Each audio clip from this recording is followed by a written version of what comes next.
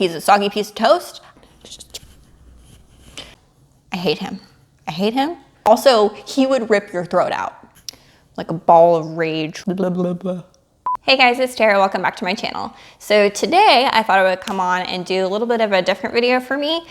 This is going to be just a little bit of a rant, like my thoughts on the Shadow and Bone TV series.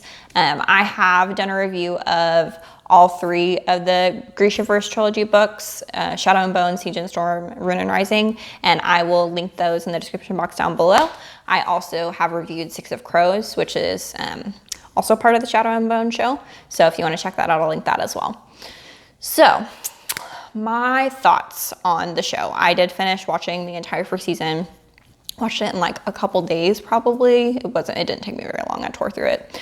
I've been super excited about it, but also really nervous because of the merging of the Shadow and Bone books and the Six of Crows books together. I was kind of like nervous about how they were going to do that seamlessly. And I will say that that part of it, I feel like they did really well. But let's backtrack a little bit and start from the beginning. So casting wise, I actually really love pretty much all of the cast that they did for the show. I think that they did a really good job. I loved everybody. There wasn't anybody that I was like, oh, that's completely wrong for how I pictured them. Just like looks and vibe wise.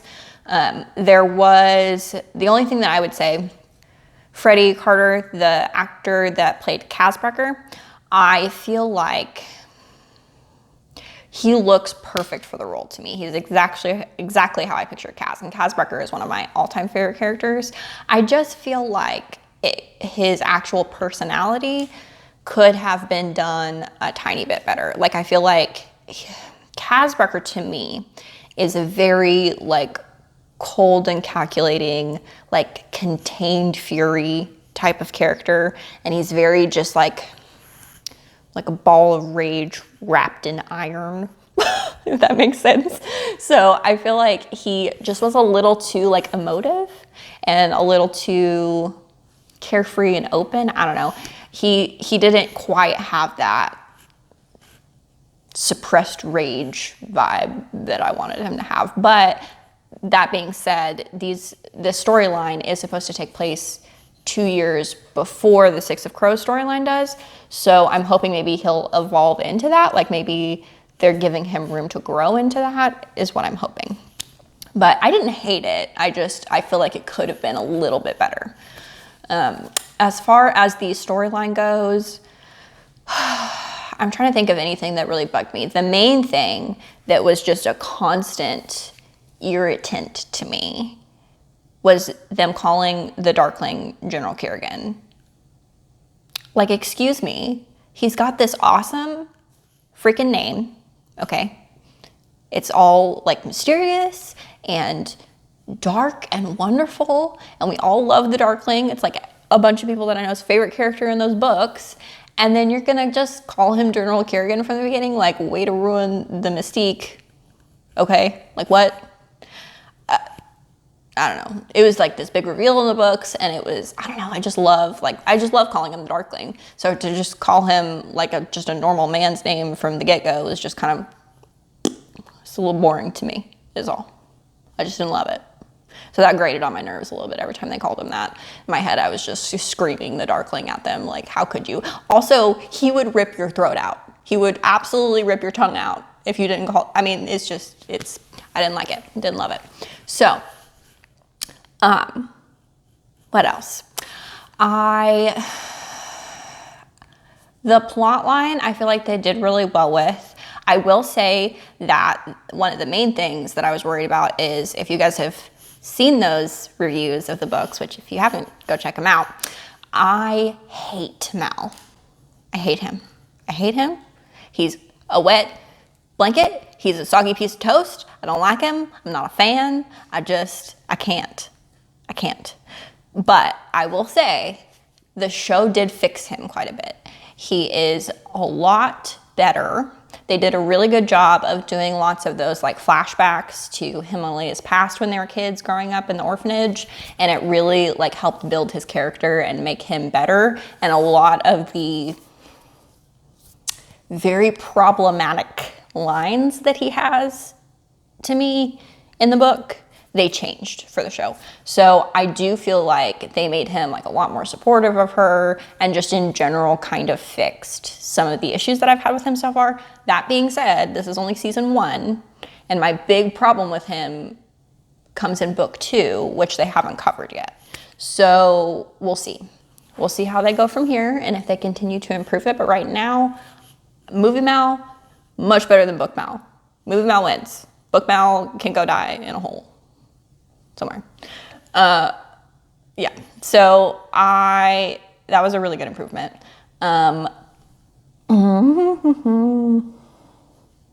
Obviously, my very favorite character of the entire show isn't on it yet, which I know we're all so disappointed that we have to wait so long to meet Nikolai, and I swear if they cancel this show, like I don't even care about the rest of it. If they cancel this show and I never get to see Nikolai on that screen, I'm gonna be so upset. I'm gonna be so upset, and they better cast him wonderfully because they have not cast him yet.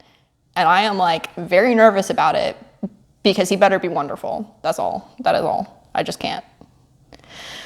I need to take some deep breaths. So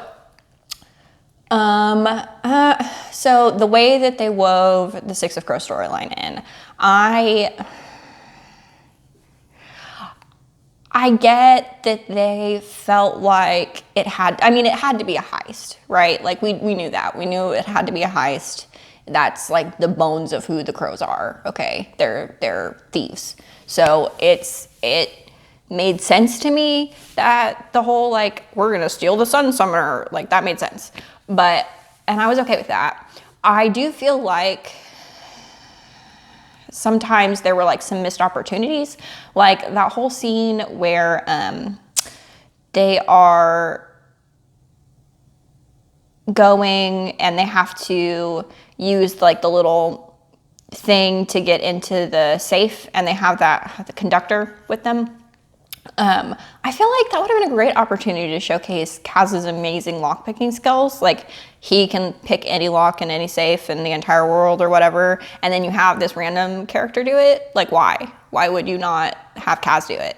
And I get that, like, I've heard people say that it's because, oh, they were trying to set him up and all this stuff with the whole like twist that happens, but I don't know, I like feel like Kaz really got underplayed a lot in the Six of Crows, like the Crows storyline.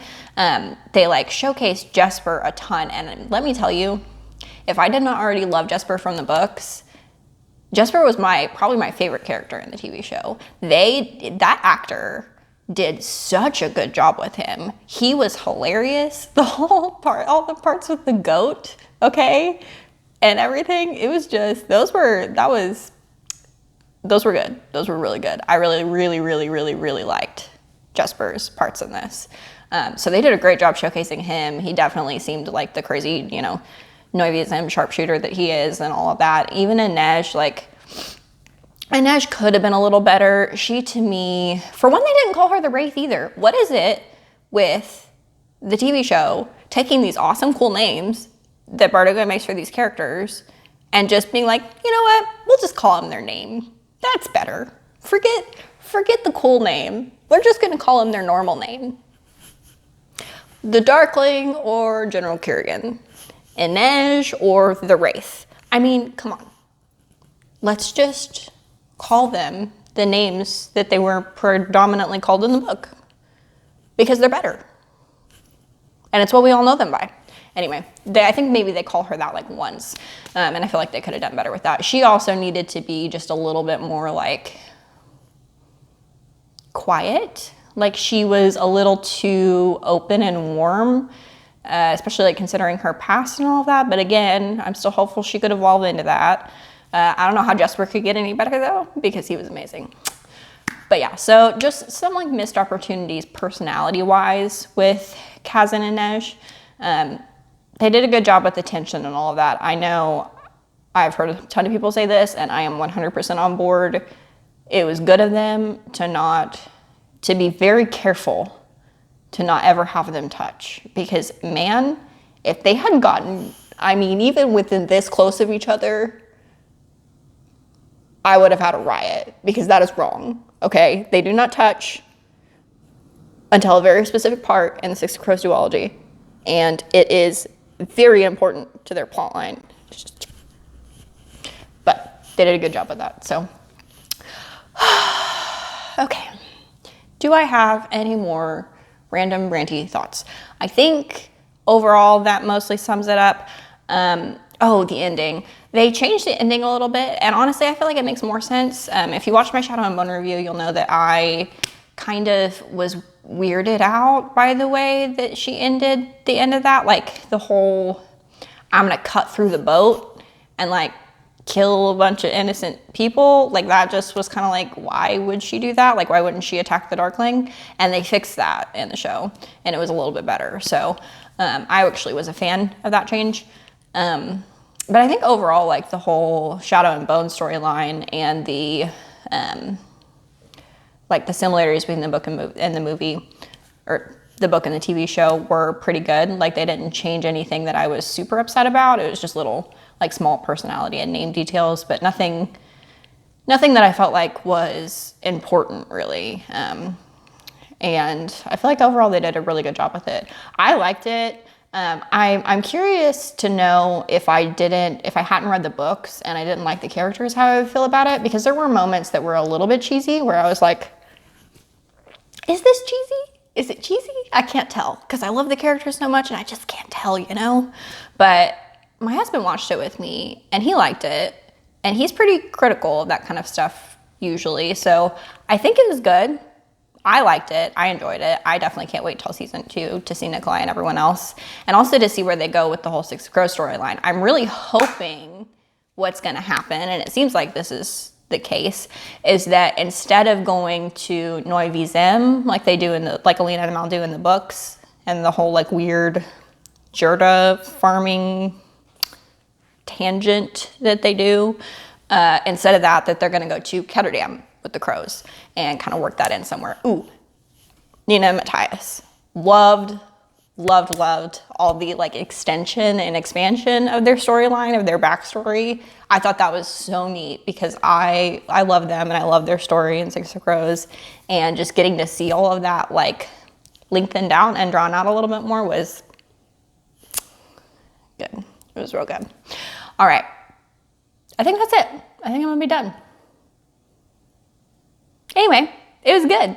And if you haven't seen it, which hopefully you have, because this had a lot of spoilers in it, you should go watch it. So if you're still here after all of this, thank you for watching. If you're new here, hi, my name is Tara. I do book reviews and other bookish content. I upload on Mondays, and yeah, hit that thumbs up button and subscribe to my channel, and I will see you guys next time. Bye.